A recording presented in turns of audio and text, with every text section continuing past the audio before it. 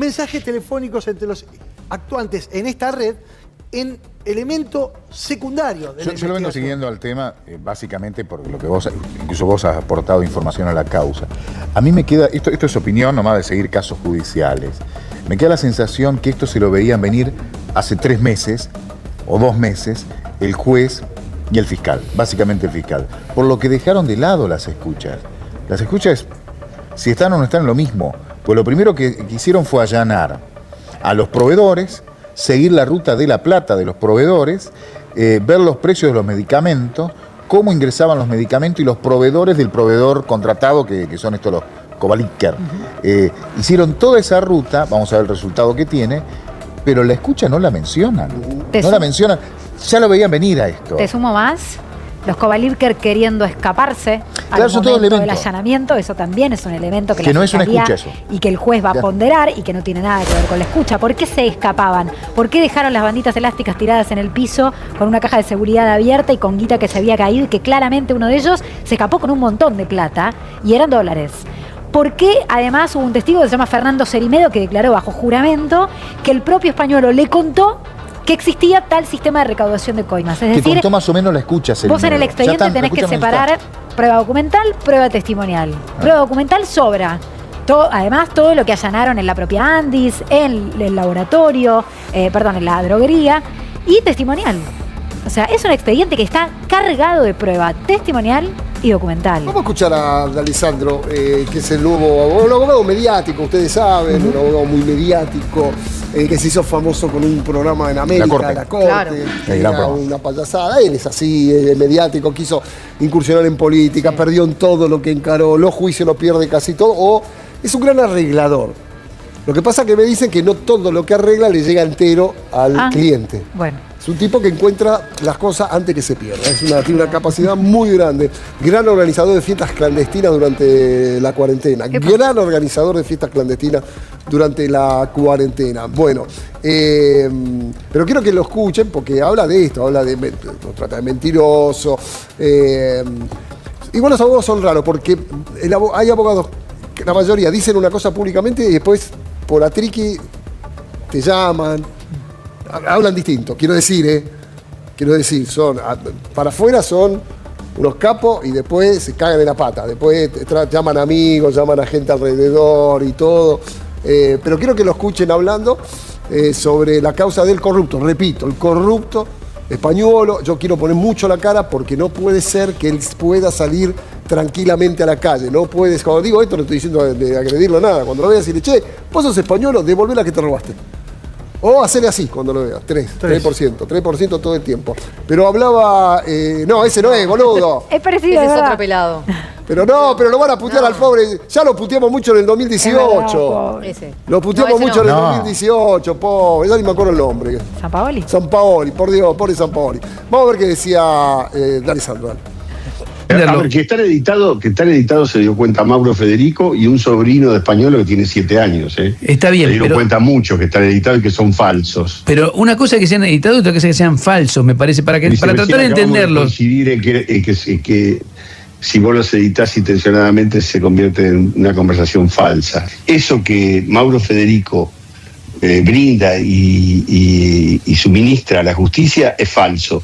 Es falso, el diálogo no existió, la voz no fue modificado, fue adulterado. Pero perdóneme, entonces, ¿la voz no es la voz de Españolo? ¿El que habla no es Españolo?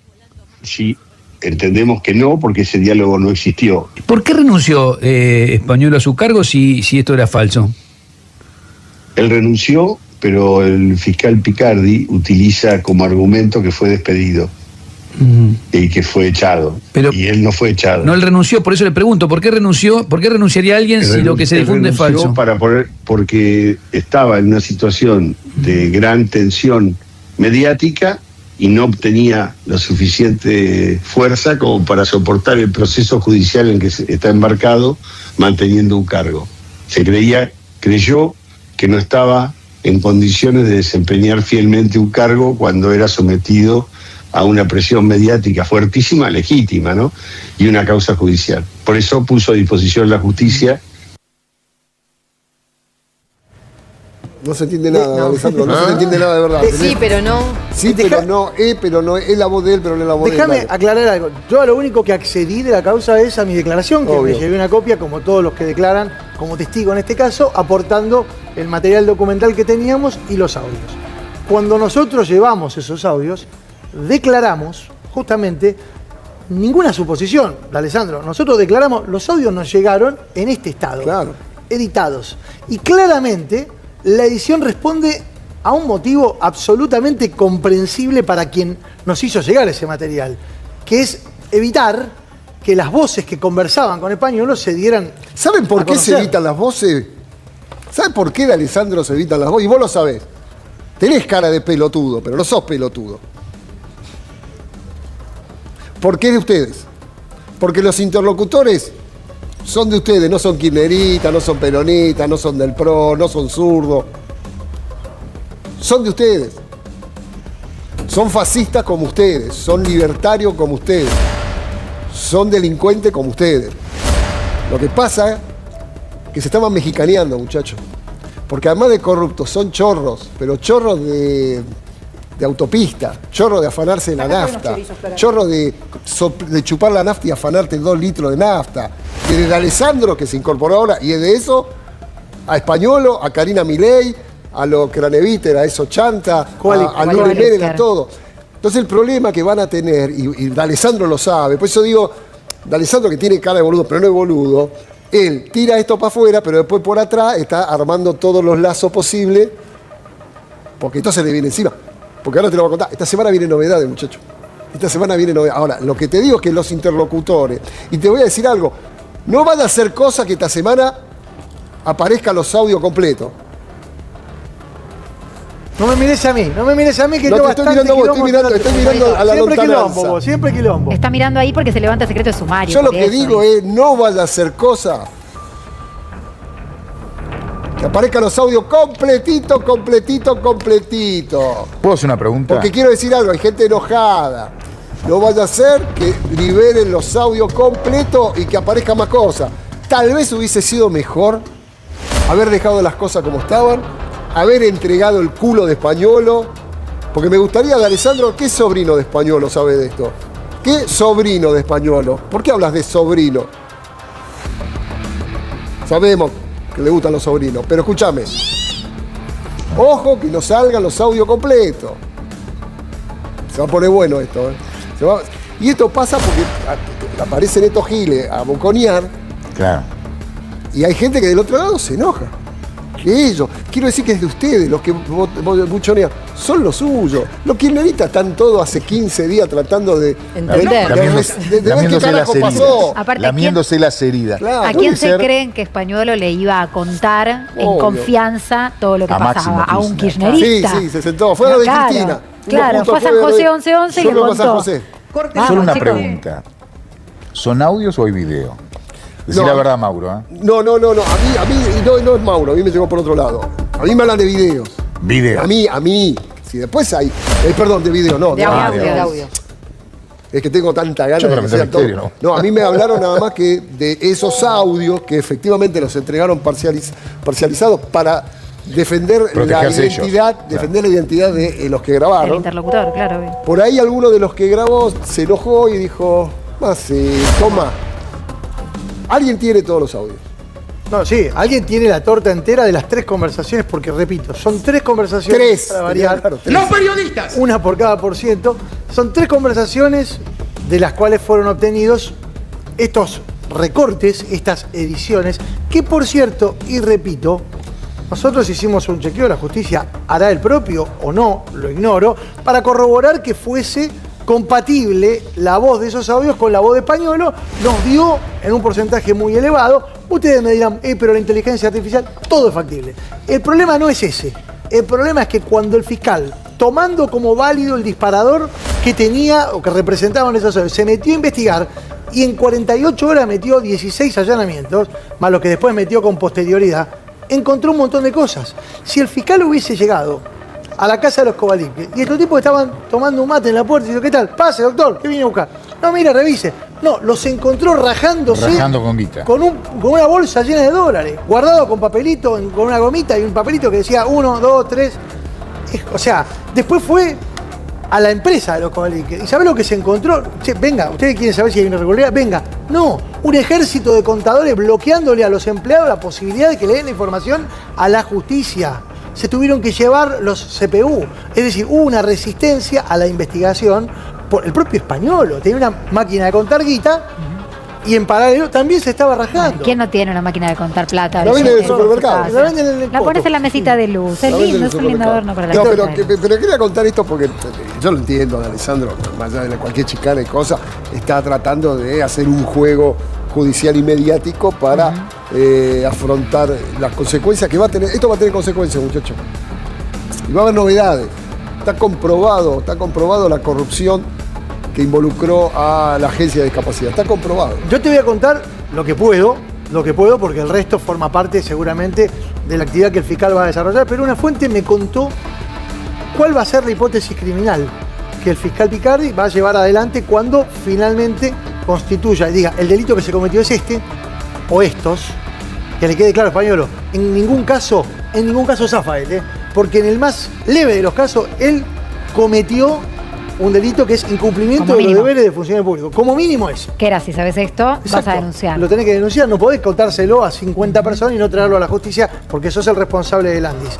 Bueno, la hipótesis criminal es que habían montado una estructura paralela a la Agencia Nacional de Discapacidad de recaudación a través de la cual se percibían los recursos públicos destinados a la compra de medicamentos, se tercerizaban y distribuían a través de las droguerías de la que participaban mayoritariamente la sociedad argentina y luego de allí se obtenía un rédito que era distribuido a las personas participantes en ese circuito. Esta es la hipótesis criminal, que seguramente el fiscal en su momento conformará con los detalles correspondientes y le pondrá nombre y apellido. La persona responsable de esto era la persona... Fíjate vos que si Españolo se fue, ¿por qué rajaron al segundo? ¿Por qué lo rajaron a Garbellini? Si no tenía nada que ver. El de La Plata. Que era el tipo que manejaba la parte financiera de la Andis. O sea, no cierra como argumento y evidentemente, ya estamos ahora en presencia de una causa que si hablas de fruto del árbol prohibido. O sea, ¿qué fueron los cuadernos? Sin ir más lejos. Entonces, estás hablando de una causa que evidentemente dio en el clavo, como es esta de la discapacidad, dio en el clavo de un tema muy sensible, en un momento extremadamente sensible, que ahí cobra importancia el por qué. Cuando me decían a mí, ¿y por qué lo difundieron? Mirá, nosotros lo difundimos 2 días después de que lo recibimos. No es que lo guardamos años esperando la oportunidad para hacer una operación como nos están acusando. Ahora, recuerden que al día siguiente que nosotros difundimos ese material, se trataba en la Cámara de Diputados el veto de la ley de discapacidad, de financiamiento. La ley de emergencia. La ley de emergencia de discapacidad. Y ese tratamiento, hasta la difusión de los audios, tenía un claro destino.